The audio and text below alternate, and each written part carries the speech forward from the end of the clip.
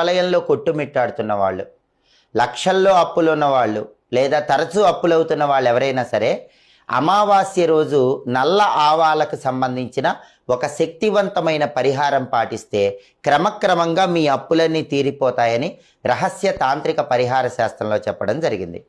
అమావాస్య రోజు మీరేం చేయాలంటే నల్ల ఆవాలు కొన్ని చేతిలో పట్టుకొని మీ ఇంటి పైభాగంలో మేడ పైకి వెళ్ళి ఆ నల్ల ఆవాలు చేతిలో పట్టుకొని అప్పులు తీరిపోవాలి అనుకుంటూ ఆ మేడ మొత్తం కూడా 3 సార్లు తిరగండి.